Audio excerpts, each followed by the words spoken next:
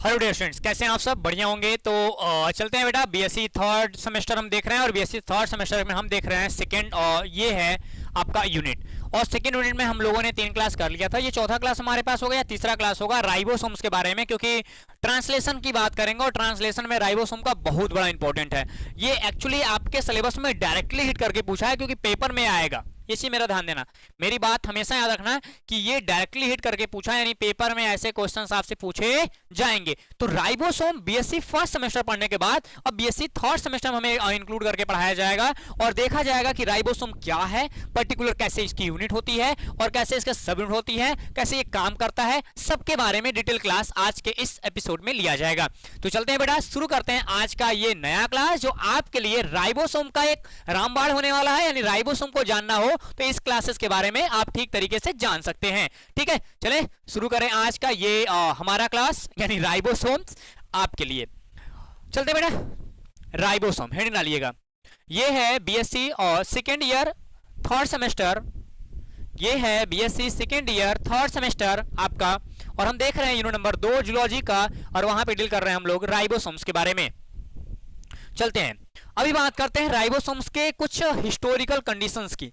आखिरकार ribosome ribosome ही था कि कुछ अलग था, क्या कहानियां थी, कैसे हमको रिप्रेजेंट करना चाहिए।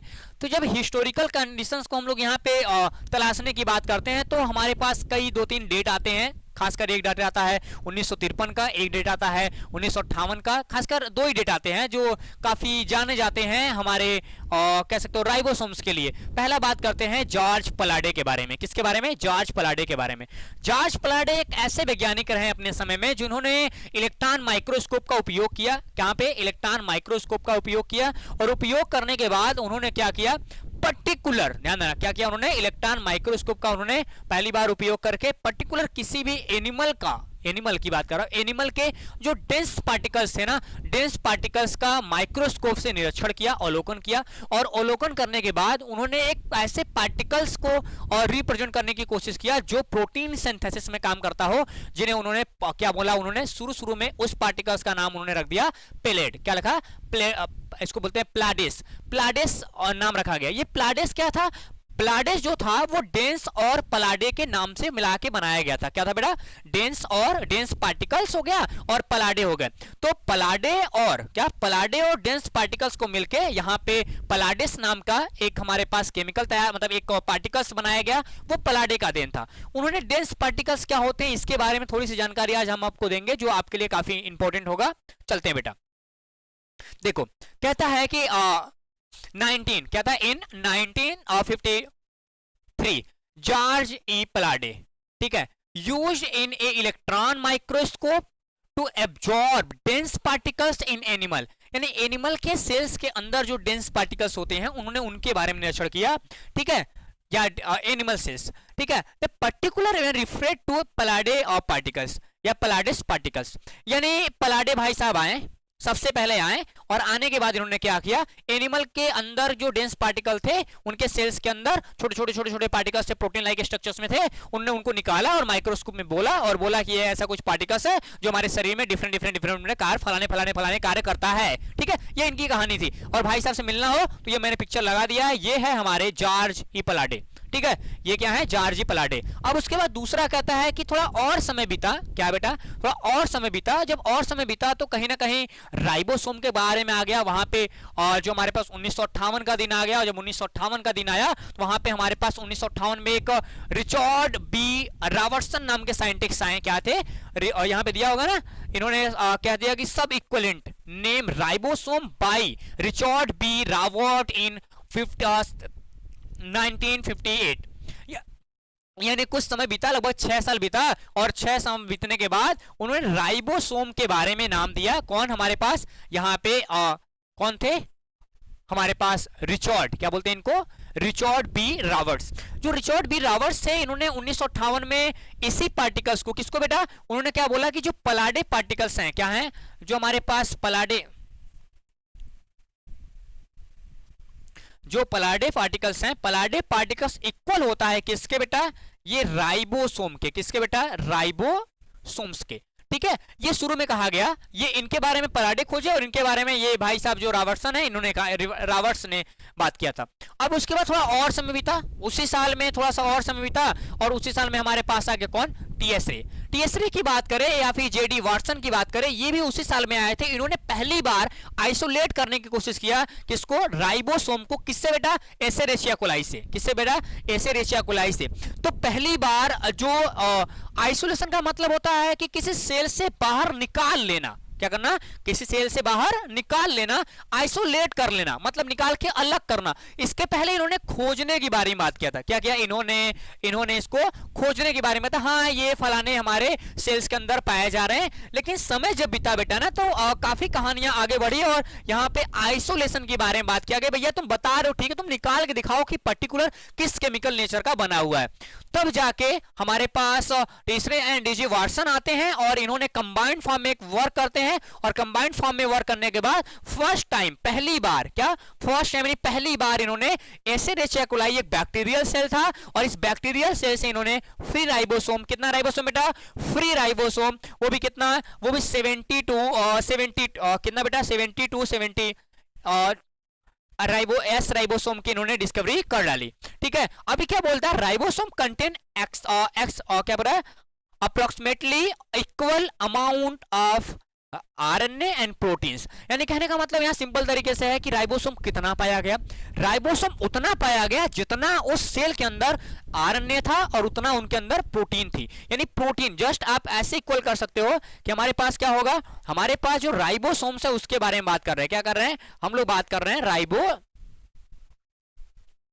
राइबोसोम किसके इक्वल होगा बेटा, आरएनए के प्लस इसके साथ क्या लग जाएगा, इसके साथ हमारा लग जाएगा हमारा जो प्रोटीन होगा वो। यानी आरएनए और प्रोटीन दोनों मिल जाएंगे बेटा ना, तब जाके इसके बराबर होंगे। किस वेटेज में, वेटेज के बेसिस, मतलब वेटेज अमाउंट के बेसिस पे, यानी वेटेज के बेसिस पे देखा जाए तो आरएनए और प्रोटीन की संख्या काउंट करने के बाद, यानी वेटेज काउंट करने के बाद तब जाके कहीं ना कहीं राइबोसोम की मात्रा को काउंट किया गया था। किसमें, एसेरेचिया कोलाई के अंदर। ये था इसका हिस्टोरिकल बैकग्राउंड सबसे पहले। तो अब देखो भैया, ये दो लोग हैं, ये हमारे पास पेलाडे साहब हैं, ये रॉबर्ट साहब हैं, ठीक है, और ये हमारे टेस्रे और वाटसन साहब हैं। तो भाई तब इनसे मिल लो और कभी रात को मिल लेना इनसे, आपको बता देंगे कि राइबोसोम के अंदर क्या क्या है। ठीक है, कोई दिक्कत इसमें यदि हो तो आप पूछ लो, फिर हम लोग आगे चलते हैं। कौन कौन लाइव क्लास में बेटा, ओके, ममता बस अकेले, पता नहीं सब कहाँ है, समझ ही नहीं आ रहा है। इसका कुछ जुगाड़ करना पड़ेगा, नोटिफिकेशन सही टाइम पे नहीं जा पा रहा है बच्चों को, नोटिफिकेशन सही टाइम पे नहीं जा पा रहा है बच्चों को।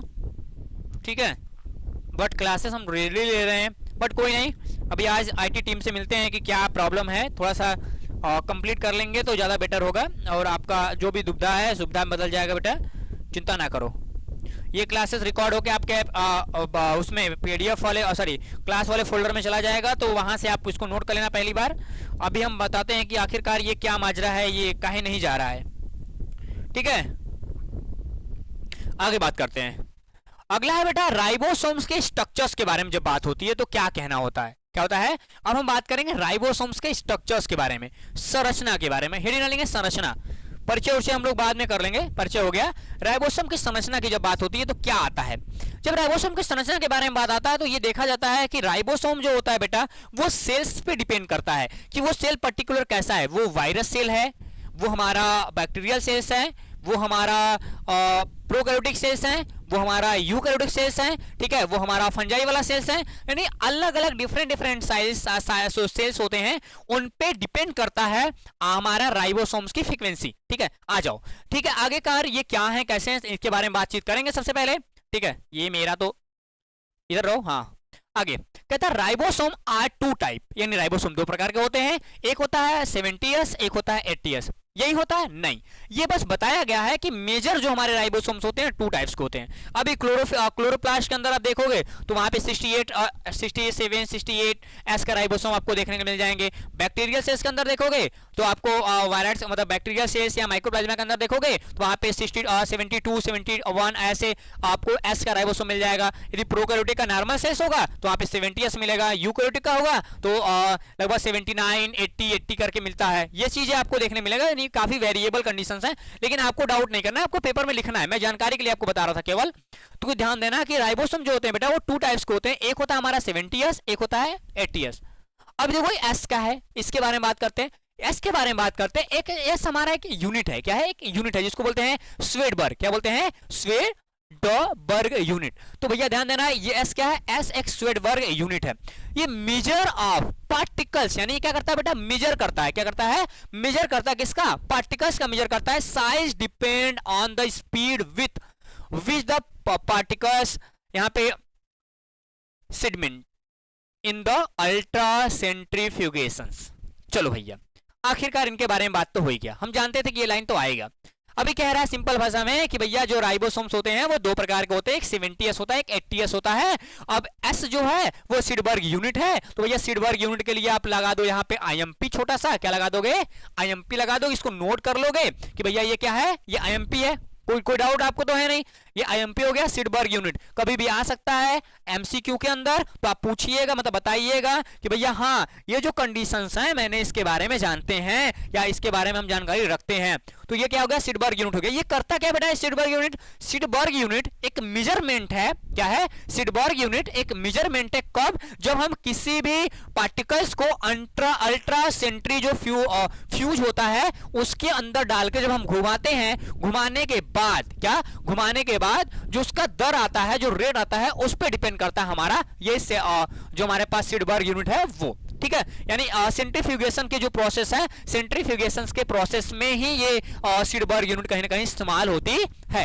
ये पर्टिकुलर पार्टिकल्स के माप पे निर्भर करता है कि जो किस उनके जो गति है सेंट्रीफ्यूगेशन में, जो उनकी मूविंग कैपेसिटी, जो वेलोसिटी है, उसके बेसिस पे वो काम करता है, उनके बारे में बात करना। जब हम लोग अल्ट्रा सेंट्रीफ्यूगेशन पढ़ रहे होंगे इसी BSc के अंदर 5वें या 6ठे यूनिट में होगा, तब आपको वहां पे डिटेल कराया जाएगा कि आखिरकार राइबोसोम्स को कैसे इस्तेमाल किया जाता है अल्ट्रा सेंट्रीफ्यूगेशन के बेसिस पे। ठीक है, यहां पे एक चीज ध्यान देना है बस, क्या, सिडबर्ग यूनिट। दूसरा याद क्या करना है बेटा, आगे कह रहा है कि द राइबोसोम यानी 70S ribosome are found in prokaryotic cells, यानी जो 70S राइबोसोम्स होते हैं वो प्रोकैरियोटिक सेल्स में हमें देखने को मिल जाएंगे, and in the mitochondria and plastid, क्या, plastid in of prokaryotic cells. यानी हमारे पास क्या होगा, हमको 3 जगह हमारे का कहीं ना कहीं 70S दिखाई देगा। कितना दिखाई देगा, 3 जगह हमें 70S कहीं ना कहीं दिखाई देगा। पहला कहां दिखाई देगा बेटा, पहला दिखाई देगा प्रोकैरियोटिक सेल्स में। तो ये तो पूरा 70S होता है, कितना, ये पूरा 70। माइटोकॉन्ड्रिया के अंदर अभी भी दुविधा है, क्या है, माइटोकॉन्ड्रिया के अंदर 68 to 70S का राइबोसोम आपको देखने के लिए मिलता है। ठीक है, वही बात करेंगे प्लास्टिड के अंदर, तो प्लास्टिड के अंदर भी इक्वल 70S का राइबोसोम आपको देखने के लिए तो नहीं है मिलता, लेकिन वेरिएबल है, मान लेते हैं कि उतना मिलता है। ठीक है, क्योंकि ये उसकी गति पे निर्भर करता है, गति कभी कम कभी ज्यादा हो सकती है, वो अलग अलग स्पीसीज या अलग अलग सेल्स के स्ट्रक्चर्स पे भी डैमेज करते हैं कभी कभी। ठीक है, जब हायर क्लासेस में जब हम बात करते हैं तब इनमें हम लोग काफी और डिटेल करने की कोशिश करते हैं कि ये चीजें कैसी हो रही हैं। ठीक है, ओके तो एक चीज ध्यान देना बेटा कि 70S तो होता है, 70S लोग मानते हैं कि हाँ भैया 70S, लेकिन ये वेरिएबल होता है, इसके बीच अंडर कहीं ना कहीं काम करता रहता है। तो 2 चीजें क्लियर हो गई। पहला क्या बेटा कि 2 टाइप्स का होगा, 70S और 80S। उसके बाद यहाँ पे S क्या है, एक यूनिट है, कौन सा यूनिट है, सिडबर्ग यूनिट है। बस एक नोट करना, ये सिडबर्ग यूनिट करती क्या है बेटा, ये जो पार्टिकल्स होते हैं, जो छोटे छोटे हमारे पार्टिकल्स होते हैं, इन पार्टिकल्स को क्या, इन पार्टिकल्स की जो स्पीड होती है उसको क्या करता है बेटा, वो स्पीड पे डिपेंड करता है कि पार्टिकल्स कैसे घूम रहा है, कहां पे, अल्ट्रा सेंट्रीफ्यूगेशन के अंदर कैसे उनका अवसादन किया जा रहा है, उनके बेसिस पे। ठीक है, आगे देख रहा है, कह रहा है कि जो हमारे 80S राइबोसोम्स होते हैं वो कहां पाए जाएंगे, वो साइटोप्लाज्म पाए जाते हैं, किसके, यूकैरियोटिक सेल्स के। जो हमारे सेल, हमारी बॉडी है, हमारी बॉडी जो है, हमारी सेल्स है, हमारे सेल्स के जो अंदर साइटोप्लाज्म जीव द्रव्य है, जीव द्रव्य के अंदर ये आपको देखने के लिए मिल जाएगा। कहां मिलेगा बेटा, फ्री मिल जाता है, यानी घूमता हुआ साइटोप्लाज्म मिल जाएगा। जो घूमता हुआ मिलता है उसको फ्री राइबोसोम बोलते हैं, क्या बोलते हैं, फ्री राइबोसोम बोलते हैं। और एक दूसरी जगह होती है हमारा एंडोप्लाज्मिक रेटिकुलम। क्या होता है बेटा, एंडोप्लाज्मिक रेटिकुलम। जो एंडोप्लाज्मिक रेटिकुलम होता है उसके ऊपर आप ये देखेंगे तो वहां भी ये घूमता हुआ आपको नजर आ जाएगा, या चिपका हुआ, सॉरी, एंडोप्लाज्मिक रेटिकुलम पे चिपका हुआ आपको देखने मिल जाएगा। एंडोप्लाज्मिक रेटिकुलम पे 2 रेटिकुलम होता है, एक होता है रफ एंडोप्लाज्मिक रेटिकुलम, एक होता है स्मूथ एंडोप्लाज्मिक रेटिकुलम। तो जिस रेटिकुलम पे हमारा राइबोसोम पाया जाएगा उसे हम रफ एंडोप्लाज्मिक रेटिकुलम कहते हैं। क्या कहते हैं? रफ एंडोप्लाज्मिक रेटिकुलम कहते हैं। और जो हमारा स्मूथ होता है वो तो हमारा नॉर्मल है। जो हमारा रफ वाला सेक्शंस होते हैं बेटा, राइबोसोम के साथ हमारा जो एंडोप्लाज्मिक रेटिकुलम होता है वो प्रोटीन का सिंथेसिस करता है, जबकि जो हमारा नॉर्मल होता है वो लिपिड का, यानी नॉन जो हमारा राइबोसोम्स है वो लिपिड का सिंथेसिस करेगा। ये बात आप याद रखिएगा। ओके, क्लियर हो गया? कोई डाउट नहीं होनी चाहिए। क्या कोई डाउट इसमें नहीं होना चाहिए? ठीक है, चले बेटा आगे, आगे चले। ठीक है, आगे क्या कह रहा है? कह रहा है कि both the 70s and 80s ribosome similar in structures. यानी हम संरचना के विषय से बात करें तो बस छोटा बड़ा संरचना होता है, लेकिन उनके बनावट में कोई भी डिफरेंस नहीं होते हैं। जैसे 70s राइबोसोम्स होते हैं, ठीक वैसे ही हमारे 80s राइबोसोम की संरचना होती है, उसमें कोई बदलाव कभी भी नहीं काउंट होते हैं। ठीक है, ये चीज आपको ध्यान देना चाहिए। आगे कह रहा है कि they are similar spherical structures with 70s ribosomes around 200 angstrom diameter, will 80s ribosome और 250 and 300 एंगस्ट्रॉम डायमीटर। यानी बेसिक सा चीज है, ये नोट करने लायक है। आपसे पूछा जा सकता है कि भैया स्फेरिकल स्ट्रक्चर्स यानी गोलाकार संरचना में नजर आते हैं क्या? गोलाकार संरचना में नजर आते हैं। कौन ये बेटा? कौन हो गया? ये हमारा 70s हो गया। हमारे पास दूसरा क्या है? दूसरा हमारे पास ये 80s है। अब ये क्या है? ये हमारे पास होता है 40 और ये होता है कितना? 60 और ये होता है हमारा 50 और ये होता है हमारा 30। ठीक है, ये एस लगा देना। ठीक है, ये स्फेरिकल स्ट्रक्चर दोनों का सेम होता है, कोई बदलाव नहीं है, बस केवल अंतर है तो इनके डायमीटर में। ये जो हमारा कंडीशन है ये वाला कितना पाया जाएगा बेटा? 200 से पाया जाएगा। और ये वाला जो हमारे पास है ये 250 से लेकर लगभग 300 310 तक आपको देखने के लिए मिल जाएगा। इसके बीच ये एंगस्ट्रॉम आपको मिलेगा। यानी संरचना में कोई दिक्कत नहीं है, दोनों एक जैसे होते हैं, बस इनमें डिफरेंस है तो केवल उनके कंडीशंस पे है। ठीक है, ये चीज आपको ध्यान रहना चाहिए। थोड़ा सा और आगे बढ़ते हैं। कहता है कि दे आर ऑफ अच्छा हाइड्रेटेड हैविंग और 2 सब यूनिट एंड द लॉन्गर। हाँ चलो आ जाओ। कहता क्या है? कहते हैं इनके बारे में बात करें। कहता है कि हम यदि इनके प्रोस की या फिर हाइड्रेटेड फॉर्म की बात करें, क्या हाइड्रेटेड फॉर्म की बात करें तो इनमें 2 सब यूनिट होते हैं, एक लार्ज होता है और एक होता है बेटा छोटा वाला। क्या होता है? एक लार्ज होता है, एक छोटा वाला होता है। तो चलो भैया, in size और फाउंड एवर लार्ज सब यूनिट कैप लाइक स्ट्रक्चर्स। तो कहने का मतलब है कि ये जो 2 छोटा छोटा स्ट्रक्चर्स है, इसमें जो लार्ज यूनिट होता है वो 150 से लेकर 160 एंगस्ट्रॉम का होता है। क्या होता है बेटा? इनमें एक जो बड़ा यूनिट होता है, ये जो यूनिट होता है कितना? 140 से लेकर 150 एंगस्ट्रॉम का ये यूनिट होता है। बाकी जो बचेगा वो छोटा वाला हमारा यूनिट होगा। ठीक है, अब क्या होता है बेटा? एक हमारा कैप लाइक स्ट्रक्चर्स बनाता है। कौन बेटा? लार्ज सब यूनिट जो होता है वो फॉर्मिंग कैप लाइक स्ट्रक्चर्स, इसको ऐसे बोलते हैं। क्या बोलते हैं? इसको ऐसे बोलते हैं। यानी ये क्या करेगा? एक कैप लाइक स्ट्रक्चर बनाएगा और इसके छोटा वाला जो होगा बेटा इसी में आके क्या करेगा? बैठ जाएगा। यही कह रहा है कि इसको हम लोग क्या बोलते हैं? कैप लाइक स्ट्रक्चर बोलते हैं। क्या कहते हैं? कैप लाइक स्ट्रक्चर बोलते हैं। यानी आएगा और उसी में क्या करेगा? क्लिक करके बैठ जाएगा, कोई बदलाव नहीं होने वाला, बस जाएगा ऐसे टोपी जैसी संरचना होती है और जाएगी उसमें क्लिप लाइक स्ट्रक्चर्स में बैठ जाएगी। जैसे हम अभी आगे बात करेंगे इसके बारे में कि क्या कह रहा है। लेकिन एक चीज ध्यान देना पड़ेगा कि यहाँ पे जो हमारा बड़ा वाला यूनिट होता है बेटा वो 150 से 160 एंगस्ट्रॉम के बीच देखने के लिए मिलेगा और उभरा हुआ संरचना में होता है। और छोटा वाला काफी छोटा होता है। क्या? काफी वाला छोटा होता है। और जो बड़ा वाला यूनिट होता है वो छोटे नीचे पाया जाता है और जो छोटा वाला होता है वो ऊपर पाया जाता है, जैसे आपको संरचना में यहाँ पे दिखाई दे रहा है। जैसे ये बड़ा वाला यूनिट है तो ये छोटे नीचे की ओर होगा और जो छोटा वाला होगा वो ऊपर की ओर होगा। ठीक है, ये रह गया आपका। आप इसको नोट करिए, फिर चलते हैं हम लोग आगे अगले पेज पे।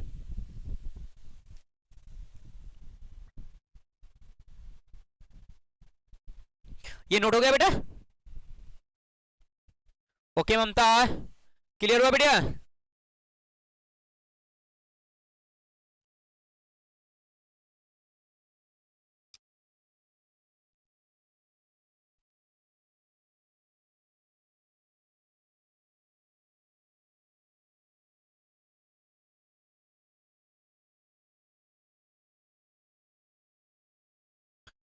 क्लियर हो गया ममता?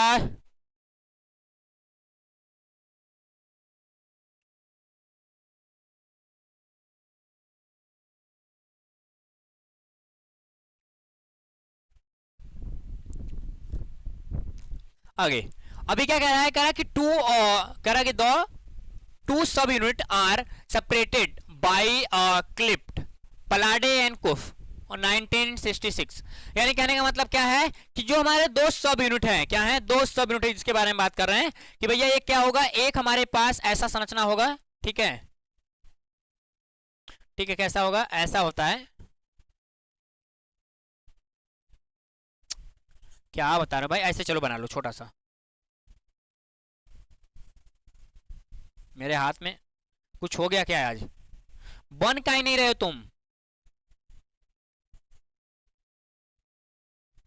ठीक है। दूसरा हमारा कैसा होगा बेटा, दूसरा होगा कुछ ऐसा,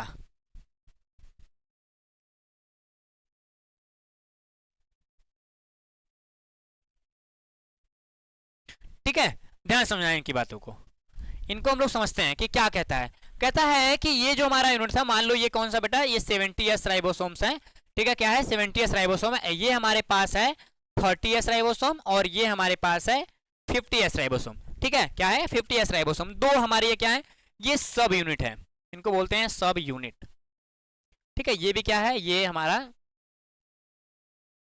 सब यूनिट है, ठीक है, दो सब यूनिट मिल रहा है। अभी क्या कह रहा है कि ये बीच में जो एरिया पाया जा रहा है ना, ये जो हमारा एरिया है, इसको हम लोग क्या कहते हैं, इसको घाट कहते हैं, या फिर हम लोग क्या कह देंगे, क्लिप्स बोल देंगे, ठीक है, ये हो गया। अब ये बोलता है कि भैया ये जो अलग होते हैं ना, किसके द्वारा अलग होते हैं, एक छोटा सा, क्या, एक छोटा सा फाक होता है, या फिर एक कह सकते हो कि ये फ्रो होता है, ठीक है। अब इसी क्लिप्ट की वजह से ये क्या होते हैं, ये अलग होते हैं। तो इनको हम लोग, इनको कौन रिप्रेजेंट किया था, ये 1966 में आया था, इसको ऐसे भी नोट करते हैं, 1966 में कौन बेटा, ये आए थे हमारे भाई साहब पलाडे, कौन आए थे, पलाडे आए थे, एंड हमारे पास कौन आया था, कुप्पो, इसको कुप बोलते हैं, क्या बोलते हैं, कुफ साहब आए थे। तो इन्होंने क्या किया कि बताया था कि भैया ये एक छोटे से घाट द्वारा, दोनों आपस में तो यूनिट होते हैं लेकिन दोनों एक छोटे से घाट द्वारा क्या करते हैं, एक दूसरे से अलग होते हैं, ठीक, इनके बारे में उन्होंने बातचीत किया था। अभी क्या कहता है आगे, कहता है कि यहाँ पे कहता है कि membrane is absent around them, यानी कहने का मतलब क्या है कि इनके बाहर चारों तरफ कोई मेम्ब्रेन जैसे स्ट्रक्चर्स आपको देखने के लिए नहीं मिलता। तो आपको ये वाला भी लाइन नोट करना है, हो सकता है कभी पेपर में आपसे पूछ दे कि क्या क्या क्या क्या राइबोसोम्स जो है उसके ऊपर मेम्ब्रेन पाया जाता है। तो आपको एकदम क्लियर माइंड से बताना चाहिए बेटा कि इसके ऊपर किसी भी टाइप का कोई भी राइबोसोम, यानी राइबोसोम्स के ऊपर किसी भी कोई भी आपको लेयर या बाउंडेड बाउंड्री देखने के लिए नहीं मिलती, यानी जुड़ा हुआ कोई भी आपको एक परत देखने के लिए नहीं मिलता, ठीक है, ये चीज आपको ध्यान रहना चाहिए। आगे कह रहा है कि the sub unit occur separately in the cytoplasm and join to form ribosome only at the time of protein synthesis। बहुत बढ़िया लाइन कह रहा है, क्या कह रहा है, बहुत बढ़िया लाइन कह रहा है कि इनके अंदर की जो बातें हैं, क्या इनके अंदर की बातें हैं, कह रहा है जो सब यूनिट जो होते हैं जो सब यूनिट होते हैं बेटा, वो कोशिका द्रव्य के अंदर अलग अलग होते हैं। ये देखो कहां से बात कर रहे हैं। अभी लोग क्या कहते हैं कि साइटोप्लाज्म के अंदर जो पाया जा रहा है कंडीशंस, वो कैसा होता है, वो 70s राइबोसोम होता है। क्या साइटोप्लाज्म के अंदर जो हमारा राइबोसोम पाया जा रहा है, कैसा पाया जा रहा है, 70s पाया जा रहा है, यही लोग बोलते हैं।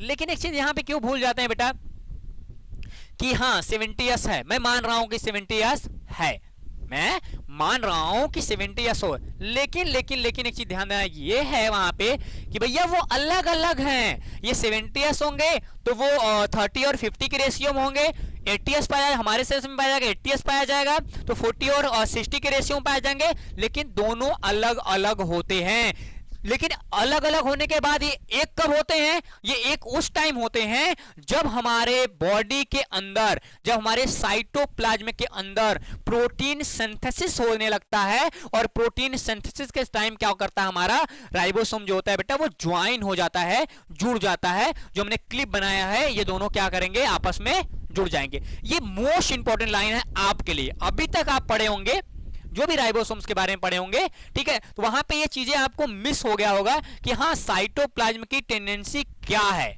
तो साइटोप्लाज्म की टेंडेंसी क्या है बेटा, साइटोप्लाज्म की टेंडेंसी ये है कि ये नॉन बाउंडेड लेयर के साथ आता है। ये हमारे साइटोप्लाज्म के अंदर अलग अलग लेयर में डिवाइड होगा, यानी एक अलग होगा, एक अलग लेयर में डिवाइड होगा। दूसरा क्या कह रहा है, कह रहा है भैया ये दोनों यूनिट यानी सब यूनिट जो होते हैं वो अलग अलग होते हैं, छोटा वाला अलग होगा, बड़ा वाला अलग पाया जाएगा, घूमता फिरता रहेगा। लेकिन एक चीज ध्यान देना होता है कि यहाँ पे जब प्रोटीन सिंथेसिस के प्रोसेस होते हैं, कहाँ पे, हमारे बॉडी मतलब हमारे साइटोप्लाज्म के अंदर, हमारे एंडोप्लाज्मिक रेटिकुलम के अंदर, ईआर के अंदर, ठीक है, तब जाके ये दोनों क्या करते हैं, क्लिप की सहायता से, एक क्लिप होती है, क्लिप की सहायता से क्या करते हैं, आपस में जुड़ जाते हैं और इनके कंबाइंड फॉर्म को हम लोग आगे पढ़ते हैं। ठीक है, आगे देखो कह रहा है कि many ribosome line of and join the mRNA chain, ठीक है, after the synthesis of protein the ribosome leave the mRNA chain and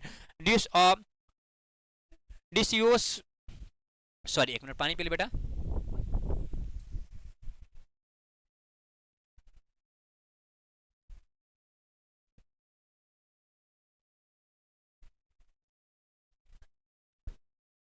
कहां से हुआ, कह रहा है कि कह रहा है कि मेनी राइबोसोम और लाइन एफ, कह रहा है line of and join the mRNA chain, यानी जो हमारे mRNA चेन होते हैं, कई ऐसे राइबोसोम्स होते हैं, क्या, कई राइबोसोम क्या करते हैं बेटा, पंक्तिबद्ध होकर, पंक्तिबद्ध होकर मतलब जैसे ये राइबोसोम्स हैं, क्या है, ये राइबोसोम्स हैं, ये क्या करेगा बेटा, ये हमारे पास ऐसे समझो छोटा छोटा, ठीक है, ये हमारे पास क्या है, ये हमारा 70S राइबोसोम है, दूसरा क्या है, दूसरा हमारे पास फिर 70S राइबोसोम है, ठीक है, फिर हमारे पास क्या है, फिर हमारे पास क्या है, यहाँ पे 70S हो गया, अब अगला क्या है, यहाँ पे भी 70S राइबोसोम है, ठीक है, ऐसे ढेर सारे जुड़ जुड़ के क्या बनाएंगे बेटा, एक हमारा ऐसे होगा mRNA, क्या होगा, mRNA हो जाएगा, ये mRNA हो जाएगा और इसी पे ये जुड़ जाएंगे, क्या करेंगे, ये इसी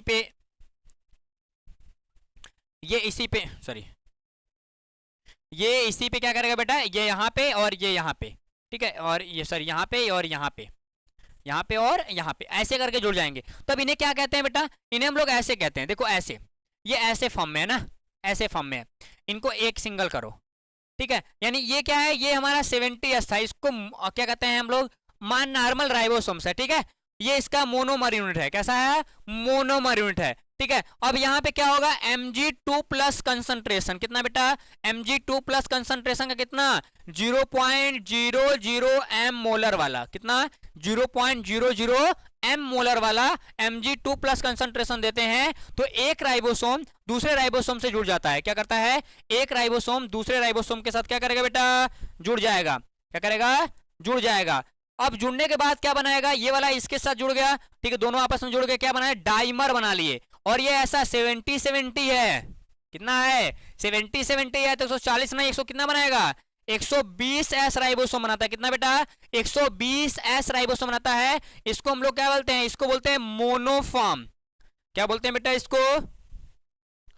इसको बोलते हैं हम लोग मोनोमर, और ये क्या होता है, ये हमारा होता है डाइमर, क्या होता है, डाइमर, ठीक है। और फिर क्या होता है बेटा, फिर यही कंसंट्रेशन Mg2 प्लस वाला उठा के लाएंगे और कंसंट्रेशन थोड़ा और बढ़ाएंगे, 0.01 कर देंगे m के फॉर्म में, मोलरिटी सॉल्यूशन है, फिर ये क्या कर जाएगा, ये आपको पॉली में बदल जाएगा, किसमें बेटा, पॉलीसोम्स इसको बोलते हैं, क्या बोलते हैं, इसको बोलते हैं पॉलीसोम्स में, पॉलीसोम्स में ये बदल जाएगा, और ये हमारी जो सीरीज होगी ये कौन सी है, ये हमारा है mRNA वाली, ठीक है। तो ये चीजें कुछ हमको देखने को मिलती है कि एक चेन लाइक स्ट्रक्चर्स में सारे राइबोसोम होते हैं जो Mg2 प्लस यानी मैग्नीशियम के कंसंट्रेशन में आपस में क्या करते हैं बेटा, जुड़ते चले जाते हैं, क्या करते हैं, आपस में जुड़ते चले जाते हैं। तो ये बेसिक सी चीजें हैं, इसको कॉपी कर लो बेटा। और क्या होता है, और देखा जाता है कि राइबोसोम श्रृंखला को कब छोड़ते हैं, जब प्रोटीन संश्लेषण हो जाता है तब, यानी ये कब आएंगे बेटा, कब जुड़ेंगे, जब इनके कंडीशंस होगी, यहाँ पे कौन सा कंडीशन होगा, वो कंडीशन सिंपल तरीके से होगा कि इनके अंदर क्या होना चाहिए, प्रोटीन सिंथेसिस होना चाहिए, क्या बेटा, यहाँ पे जो प्रोटीन सिंथेसिस का प्रोसेस है, क्या है, प्रोटीन सिंथेसिस का प्रोसेस है वो होना चाहिए, तब जाके आपस में जुड़ेंगे, ठीक है। जैसे प्रोटीन सिंथेसिस का प्रोसेस खत्म हो जाएगा, ठीक है, Mg2 प्लस का कंसंट्रेशन गायब हो जाएगा, कम हो जाएगा, वैसे ही क्या करेंगे, ये राइबोसोम फ्री हो जाएंगे और सेल में यूं ही भटकते हुए नजर आएंगे, ठीक है। तो इतना भी कॉपी कर लो बेटा, फिर हम लोग आगे चलते हैं, इतना कॉपी कर लो, फिर हम लोग आगे चले, ठीक है। काजल, ओके बिटिया, क्लियर है, कोई दिक्कत,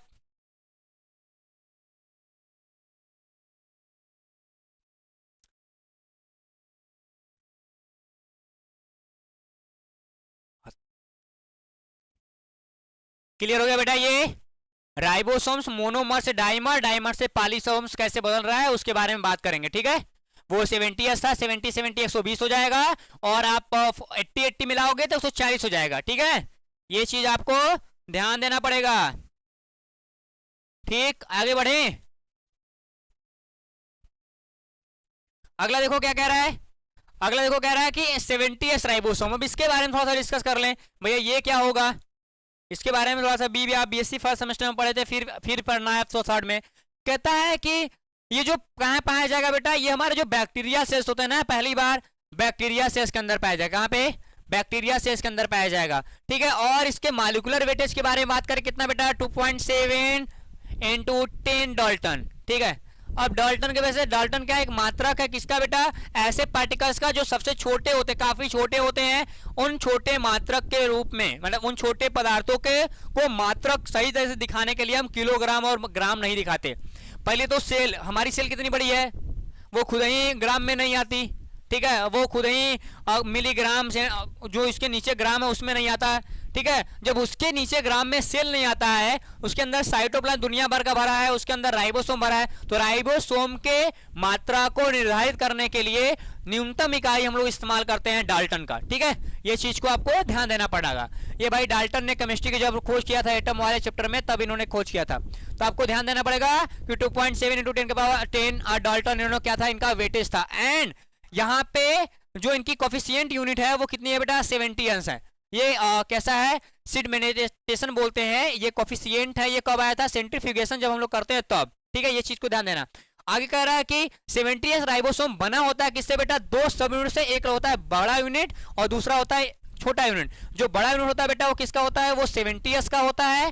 सॉरी, बड़ा जो होता है वो किसका होगा? वो हमारा 50s का होगा, और छोटा वाला तो यहाँ पे दे रखा है कि वो कितना होगा? 30s का पाया जाएगा, ठीक है? ये चीज को आपको ध्यान देना है। और एक चीज ध्यान देना है कि जितने भी सब यूनिट होंगे वो आपस में कंपोज होते हैं। क्या होते हैं? कंपोज होते हैं। कहां पे?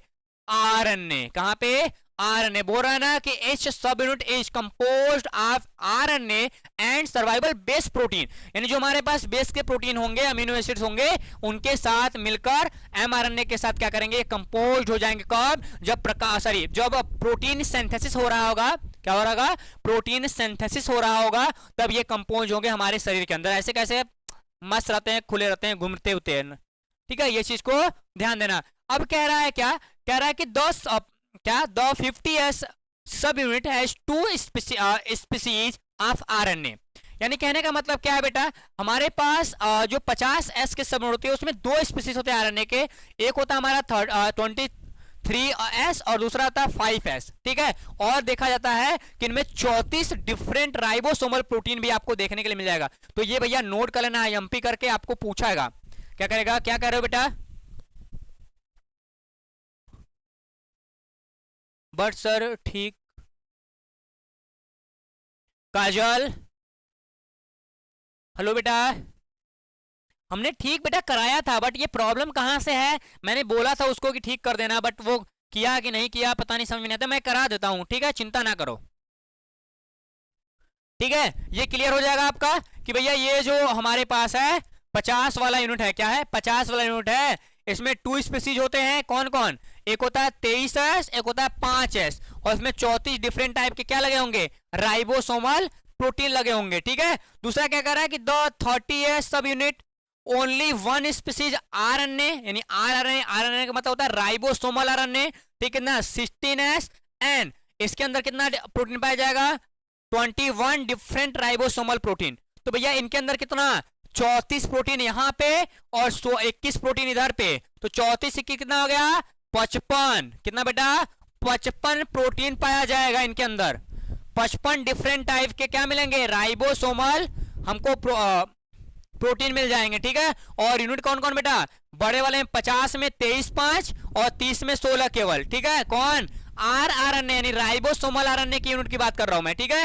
ये चीज को ध्यान देना। आगे कह रहा है कि they also occur in mitochondria and chloroplast of eukaryotic cells, यानी हमारे शरीर के अंदर जो माइटोकॉन्ड्रिया है ओहो में ही पावल जाए, ठीक?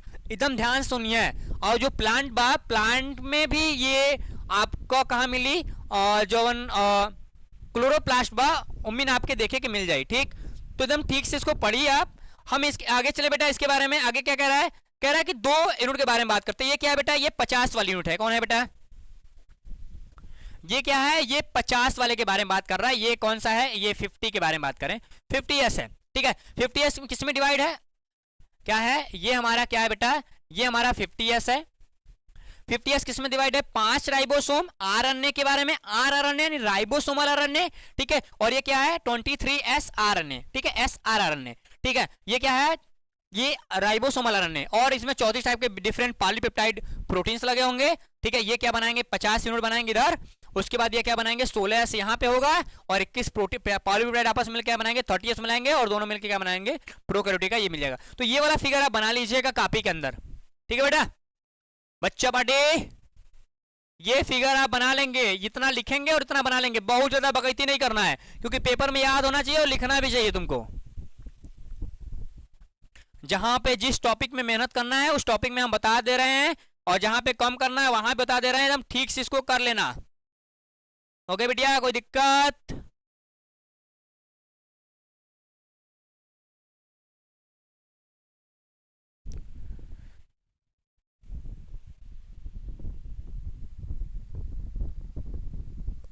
आगे देखो, आगे क्या कह रहा है बेटा, आगे हमारे पास है कि 80s राइबोसोम सेम फीचर के साथ आएगा, कोई बदलाव नहीं है, क्या कोई बदलाव नहीं है, सेम फीचर के साथ आएगा। इनकी जो हमारे कोफिशिएंट यूनिट है वो कितनी है बेटा, 80s है, क्या है, 80s है। इसमें भी एक हमारे पास क्या होता है, लार्जर होता है, क्या होता है, लार्जर होता है, जिसको हम लोग क्या होता है, ये जो लार्जर होते हैं किससे, आरएनए भी इनके ज्यादा होते हैं और प्रोटीन भी ज्यादा होते हैं, किससे, 70s से हमने माना।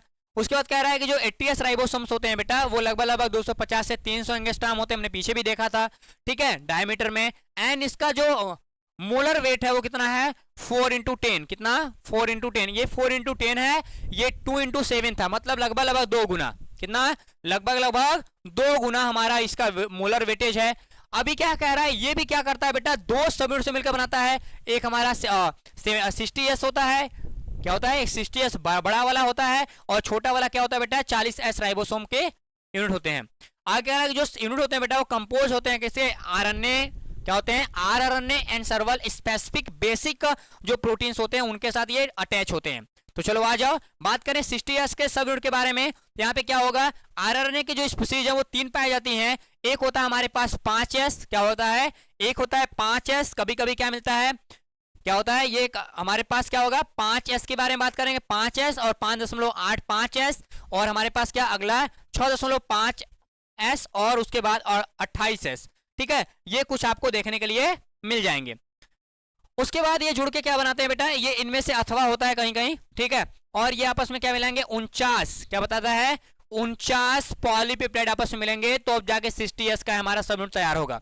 भाई दूसरा केस क्या है, कह रहा है 40s में क्या देखे, कह रहा है 40s के अंदर देखे तो हमारे पास एक सिंगल, मतलब क्या, हमारे पास एक सिंगल स्पीशीज मिलता है, और उसको बोलते हैं 80s, कितना कहा गया, 18s, 18s मिलेगा। उसमें 33 डिफरेंट टाइप के क्या होते हैं, हमारे राइबोसोमल प्रोटीन होते हैं जो हमारे यूकैरियोटिक कोशिकाओं के अंदर पाए जाते हैं। जैसा यहाँ पे ये 18s हमारे पास आरआरएनए है, राइबोसोमल आरएनए है, और लगभग लगभग यहाँ पे क्या होता है, 33 पॉलीपेप्टाइड से कम श्रृंखला यहाँ पे मिलती है, जो आगे जुड़ के 40 हमारा क्या बनाती है, 40s का राइबोसोम का छोटा वाला यूनिट यानी स्मॉल यूनिट तैयार करती हैं, और आपस में दोनों यूनिट जुड़ते हैं क्लिप के माध्यम से, और आगे हमारा 80s राइबोसोम बनाते हैं जो हमारे सेल्स के अंदर पाए जाते हैं। ये बहुत बेसिक सा है बेटा, क्लियर हो जाएगा, फिर आगे बताएं दें।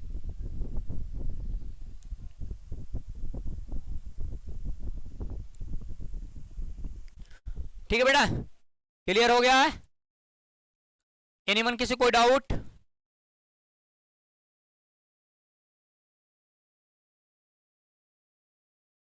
एनीवन किसी कोई डाउट बेटा, बोलो।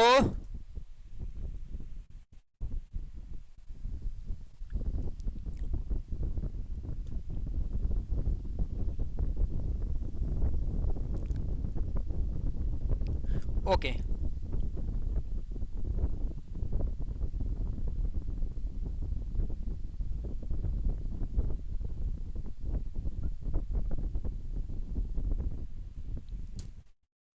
आगे क्या है बेटा, अल्ट्रा स्ट्रक्चर्स ऑफ राइबोसोम्स, किसके बारे में बात करेंगे, अल्ट्रा स्ट्रक्चर्स ऑफ राइबोसोम्स के बारे में। कि आखिरकार अल्ट्रा स्ट्रक्चर्स ऑफ राइबोसोम्स क्या कह रहा है, इनके बारे में थोड़ी सी जानकारी जुटा लेते हैं जो आपके लिए काफी इंपॉर्टेंट होगा। चलो आ जाओ, यहाँ पे आप एक स्ट्रक्चर देख रहे हैं, मैं समझा दूं। चलो आप पहले इसके बारे में थोड़ी सी हम लोग ऊपर ऊपर बात कर लेते हैं, फिर उसके बारे में नीचे बात करेंगे, ठीक है। कहता क्या है, कहता है कि the ribosome are composed of 2 subunit, one subunit in almost twist, क्या कह रहा है, twist in size as the other, ठीक है, फिटेड टुगेदर, क्या, fitted together to form in the complete unit about 300 angstrom in diameter. In 17, क्या, in 70 S ribosomes are 50 S subunit is the pentagonal compact particles of 160 to 180 angstrom and rounded concave area in its center of about 40 to 60 angstrom that accounted, क्या कह रहा है, एक minute बेटा, ठीक है, हाँ 42 और 60 एंगस्ट्रॉम। अभी एक बेसिक सा चीज बता रहा है यहाँ पे कि भैया हमारे पास क्या होगा, हमारे पास राइबोसोम को बताया जाएगा, तो ये बताया जाएगा हमेशा कि राइबोसोम जो होता है बेटा वो 2 अलग अलग यूनिट से मिलकर बनता है। क्या बनता है, 2 अलग अलग यूनिट से मिलकर बनता है। अब जो अलग अलग यूनिट से मिलकर बनती है, ऐसा माना जाता है कि एक जो उप इकाई होती है उनकी जो आकार होती है वो लगभग दोगुनी होती है दूसरे से, क्या होती है, दूसरे से, ऐसा माना जाता है, ठीक है। जैसे हम लोग क्या देखा, हमने देखा 50s और किसमें, 80s में। हमने जब 80s की बात किया तो यहाँ पे 300 दिखाई दे रहा था, जबकि हमने 50s की बात, मतलब 50s की बात किया तो कितना दिखाई दे रहा था इसका, यानी 60s के अंदर और ये 50s के अंदर 2 अलग अलग संरचनाओं में ये बातें हमें कहीं ना कहीं नजर आ रही थी, ठीक है। अभी जब हम आगे बढ़े तो ये देखें कि लगभग ऐसा होता है कि जो स्मॉल यूनिट होता है ना, स्मॉल यूनिट की जो साइज होती है बेटा वो लगभग वेरी करता है 42-60 एंगस्ट्रॉम के ऊपर, यानी कि साइज कंपैक्ट होती है। कैसी होती है, काफी साइज इनकी कंपैक्ट होती है। और साइज के कभी भी उनके शेप के बारे में बात करें, उनका शेप कैसा होता है तो आप बताएंगे वो पेंटागोनल होते हैं। ये लाइन तो आपके लिए बनता ही है, क्या बेटा, ये लाइन आपके लिए बनता है कि भैया ये क्या होंगे, ये पेंटागोनल स्ट्रक्चर्स में आपको देखने के लिए मिलेंगे। कहता है एक small pore like transparent area is also present that inhabited in the entrance of enzyme ribonuclease. Similar pores are present in 60s subunit of 80s ribosomes. यानी कहने का मतलब सिंपल तरीके से है यहाँ पे, ओके बेटा, यहाँ पे कहने का सिंपल तरीके से है, कहता है कि इनके अंदर एक छोटा सा, क्या, इनके अंदर की बात करें, क्या करें, इनके अंदर की बात करें तो कहता है कि एक छोटा सा छिद्र जैसा एक पारदर्शी क्षेत्र होता है। हमने मान लिया कि इनके अंदर क्या होगा, एक छोटा सा छिद्र जैसा पारदर्शी एरिया होता है, हमने मान लिया। तुम बताया कि ट्रांसपेरेंट एरिया है, मैंने मान लिया कि एक पोर लाइक क्या है, स्मॉल पोर लाइक स्ट्रक्चर्स है जो ट्रांसपेरेंट है। अब ये ध्यान देना कि करता क्या बेटा, ये करता क्या है, जो एंजाइम्स होते हैं ना, जो राइबोन्यूक्लियोज एंजाइम्स होते हैं, क्या होते हैं, राइबोन्यूक्लियेज एंजाइम्स होते हैं, उनकी जो आवागमन होती है, क्या होती है, उनकी जो आवागमन होती है, उनकी जो एंट्रेंस होती है, ये एंट्रेंस को क्या करता है बेटा, संतुलित करता है या फिर कभी कभी रोकने का भी काम करता है। क्या करता है, रोकने का भी काम करता है। अब ये कहां पाया जाता है, ये जो छिद्र होता है, जो पोर होते हैं, कहते हैं कि स्मॉलर पोर, ठीक है, आर प्रेजेंट, ये कहां पाया जाएगा, ये पाया जाता है 80s राइबोसोम्स के अंदर। कहां पे, 80s राइबोसोम्स के अंदर मिलता है, वो भी बड़ी वाली यूनिट, जो हमारे 80s के अंदर जो 60s राइबोसोम्स होते हैं उसके अंदर ये बड़ी वाली यूनिट आपको देखने के लिए मिल जाती है, ठीक है। ये चीज आपको याद रहनी चाहिए। तो बेसिक सी चीजें हैं, क्लियर हो गई होंगी कि क्या कहता है। अब इनके फिगर के बारे में बात करते हैं, क्या करते हैं, फिगर के बारे में बात करते हैं। आखिरकार फिगर कैसे, फिगर में आपको कुछ छोटे छोटे चीजें दिखाई देंगी। एक दिखाई देंगी अमीनो एसिड के चेन, क्या दिखाई देगी बेटा, एक दिखाई देगी अमीनो एसिड के चेन। ये जो राउल लोगन के अमीनो एसिड के चेन दिखत बा, ये बस इतना करिए कि आगे ये चेन जुड़ता जाएगा और जब ये पॉलीमर बनाने की कोशिश करता है, क्या बनाता है, पॉलीमर बनाने की कोशिश करता है, ठीक है, तब पॉलीमर बनाते समय ये क्या करता है, दूसरे लोगों के साथ जुड़ने का काम करता है। क्या करता है? दूसरे लोगों के साथ जुड़ने का काम करता है। यही बोल रहा है कि ग्रोइंग पेप्टाइड चेन, यानी जब हमको पेप्टाइड चेन को ग्रो कराना पड़ेगा, पेप्टाइड चेन को बढ़ाना पड़ेगा, यानी तब हमको ये देखने को मिल जाता है। अभी कहता है कि ये क्या है बेटा? लार्ज यूनिट है। क्या है? ये 70s होगा तो 70s का हमारे पास मान लो ये क्या आंसर है बेटा? 60s है। ये हम पूरा मानते हैं कि ये 80s होगा तो ये क्या होगा? 60s होगा। ठीक है, और ये हमारा छोटा सा एरिया होता है जिसको टीआरएनए बोलते हैं। क्या होते हैं? टीआरएनए बोलते हैं। और इसी टीआरएनए से, मतलब ये ट्रांसलेशनल आरएनए होता है और इसी ट्रांसक्रिप्शन आरएनए होता है, और इसी जगह से हमारे पास क्या लगा होता है? ये हमारे छोटे छोटे स्ट्रक्चर्स में लगे होते हैं हमारे अमीनो एसिड। ठीक है, क्या लगे होते हैं? Amino acid. हो सकता है ये अमीनो एसिड प्रोटीन संश्लेषण के दौरान आया हो सकता है कि अमीनो एसिड प्रोटीन संश्लेषण के दौरान रह गया हो। ठीक है, वो कब पता चलता है? जब हम इनके इंटरनल मार्फोलॉजी के बारे में बात करते हैं और इनकी फिजियोलॉजी को देखते हैं, तब हमें इनके बारे में क्लियर हो पाता है कि नहीं, ये जो बता रहे हैं वो एक्चुअली यही बता रहे हैं जो इनके सेल के अंदर हो रहा है। ठीक है, और नीचे क्या मिल जाएगा बेटा? एमआरएनए मिल जाएगा। ये जो एमआरएनए होता है, ये एमआरएनए के ऊपर ही यहाँ पे हमारे ढेर सारे क्या जुड़ेंगे? हमारे डिफरेंट डिफरेंट टाइप्स के जो राइबोसोम्स हैं वो जुड़ेंगे। कब? जब हमारी बॉडी के अंदर जो सेल्स होते हैं, जब उनके अंदर प्रोटीन का संश्लेषण हो रहा होगा।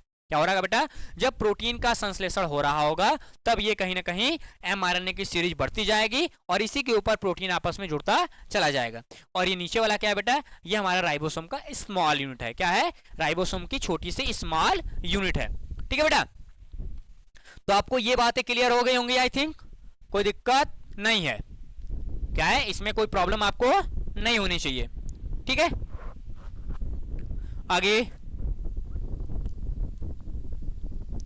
क्लियर हो गया?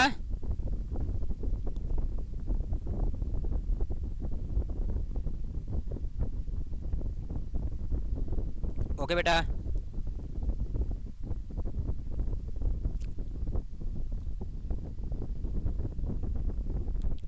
आगे देखो, बात करते हैं फंक्शंस के बारे में। किसके बारे में? फंक्शंस के बारे में। तो आपको बता दें कि हमने फिर देखा वही फंक्शंस में क्या ही देखना करा, similar ribosome same in the regular in the same चीजें हैं। यानी कुल मिला जुला के आप एक लाइन लिखना कि जो राइबोसोम्स होते हैं वो प्रोटीन संश्लेषण में, यानी जो प्रोटीन का संश्लेषण होता है, प्रोटीन सिंथेसिस होता है, प्रोटीन सिंथेसिस में कहीं ना कहीं काम करते हुए नजर आते हैं। ठीक है, तो ये बातें आपको क्लियर हो जाएंगी। और बाकी चीजें बेटा तो आप इसको पढ़ लेना। ठीक है, ये इसकी मार्फोलॉजी है, इसमें जो भी दिक्कत होगा आप पढ़ लेना, मैं बता दूंगा। वैसे हमको लगता है कि क्या है, ओहो ये वाला बेटा काट दो इसको, ये वाला नहीं रहेगा, मिस्टेक हो गया बाय मिस्टेक मेरे से। हम भी कह रहे हैं कि कहाँ से आ गया ये, इसमें तो दिखी नहीं टॉपिक। इसको ऐसे कर दो ना, पीपीटी बना लेना। ठीक है, पीपीटी में इसको ऐसे बना लेना। ठीक, ये इसको गायब कर दो, मैंने गायब कर दिया। ठीक है, मैंने इसको गायब कर दिया है, ये आपको ऐसे बना लो। ये ठीक वही सा टाइप है, हम लोग स्ट्रक्चर्स के अंदर ही देखते हैं कि स्ट्रक्चर्स के अंदर क्या कहानी कह रहा है। हम लोग स्ट्रक्चर्स के अंदर ये देखते हैं कि बेटा कि हमारे पास जो स्मॉलर यूनिट होता है 70s की बात करें, मतलब 70s में हम 30s की बात करते हैं, 80s में हम लोग 40s की बात करते हैं। ठीक है, वो कैसा होता है? वो इरेगुलर फॉर्म होता है। कैसा होता है? इरेगुलर फॉर्म में होता है, और वो डिवाइड इनटू टू प्रोटेन्स, यानी दो भागों में डिवाइड होता है, इंटरकनेक्टेड होता है। किससे? एक स्टैंड द्वारा। क्या होता है? एक स्टैंड द्वारा वो इंटरकनेक्टेड होता है। जब हम 30s कितना बेटा 30s और 40s थिकनेस के साथ हम क्या कवर करते हैं, तब की बात कर रहे हैं। राइबोसोम की जब बात करते हैं बेटा, राइबोसोम है ग्रो, ठीक है, at the junction of large and small सब यूनिट। यानी कहने का मतलब क्या है? एक ग्रो पाया जाता है, जैसे आपने फिगर में यहाँ पे देखा होगा सिंपल तरीके से। यहाँ पे क्या है? एक छोटा सा ग्रो लाइक स्ट्रक्चर है। क्या है? एक छोटा सा उठा हुआ संरचना है, और यही जो संरचना उठा हुआ है यही इसके जुड़ने का मेन कारण बनता है। क्या बनता है? इसी को यही एक इनके जुड़ने का एक सबसे बड़ा कारण बनता है कि भैया इसी से आप क्या करेंगे? अब जुड़ेंगे। क्या करेंगे? इसी से आप अब जुड़ेंगे। ये चीज आपको ध्यान देना चाहिए। ठीक है, आगे कहता है कि द एमआरएनए, ठीक है, जो एमआरएनए होते हैं, एमआरएनए ऐसा देखने के लिए मिलता है कभी कभी। क्या मिलता है? एमआरएनए ऐसा कभी कभी देखने को मिलता है कि भैया राइबोसोम तो है, राइबोसोम में बड़ी यूनिट भी है और राइबोसोम में छोटी यूनिट भी है। आप मान रहे हो? सिंपल सी बात है, जब राइबोसोम में बड़ी यूनिट है और ठीक है, क्या राइबोसोम में बड़ी यूनिट है, राइबोसोम में छोटी यूनिट है, ठीक है, और इन इकाइयों में ऐसा देखने को मिलता है कि एक ट्यूबलाइक स्ट्रक्चर्स मिलती है। क्या मिलती है? ट्यूबलाइक स्ट्रक्चर्स मिलती है, और ये ट्यूबलाइक जो स्ट्रक्चर्स होती है बेटा, ये होता है हमारा एमआरएनए। जैसा आपको फिगर में दिख रहा होगा। क्या दिख रहा होगा? फिगर में देखो, एमआरएनए बड़ी यूनिट और छोटी यूनिट के बीच में, क्या वही बोल रहा है ना, बड़ी यूनिट और छोटी यूनिट के बीच में यहाँ पे क्या दिखेगा, यहाँ पे एक ट्यूब लाइक स्ट्रक्चर दिखेगा। क्या दिखेगा? ट्यूब लाइक स्ट्रक्चर दिखेगा। और ये ट्यूब लाइक स्ट्रक्चर कौन होता है बेटा? mRNA होता है। क्या होता है? mRNA यानी मैसेंजर आरएनए। ठीक है, क्या होता है? मैसेंजर आरएनए होता है। तो ये बेसिक चीज है कि जहां पे बड़ी यूनिट और छोटी यूनिट आपस में जुड़ेंगे वहां पे एक जंक्शन पॉइंट होगा, एक ट्यूब लाइक स्ट्रक्चर्स पाए जाएंगे, और इस ट्यूब लाइक स्ट्रक्चर्स को हम लोग क्या बोलेंगे? हम लोग सिंपल सा नाम दे देंगे, क्या? हमारा mRNA। ठीक है, अब ये चीज देखा जाता है बेटा कि दोनों जो हमारे सब यूनिट होते हैं यानी राइबोसोमल जो सब यूनिट होते हैं उनके बीच के जो अंतराल होते हैं और उन्हीं पे मतलब उनके बीच के जो गैप होते हैं उन्हीं के बीच हमारा राइबोसोम पाया जाएगा, सॉरी mRNA पाया जाएगा। जैसे देखो अब ये बना, जैसे ये ईट हो गया, ये ईट हो गया, दो ईट हो गए और उनके बीच में हमारा क्या है बेटा? गैप है। क्या है? ये ईट हो गया, ये ईट हो गया, इनके बीच में क्या है? ये गैप है। अब इनके बीच में जब गैप है तो गैप को भरने के लिए कौन आ जाता है? हमारा mRNA। यानी इनको दोनों यूनिट को जोड़ने का भी काम कौन कर रहा है? कहीं ना कहीं mRNA ही कर रहा है। ठीक है, ये चीज आपको ध्यान रहे। थोड़ा और आगे बढ़ते हैं तो ऐसा देखने के लिए क्या मिलता है कि भैया जो हमारे राइबोन्यूक्लियोज होते हैं, क्या होते हैं? राइबोन्यूक्लियोज होते हैं।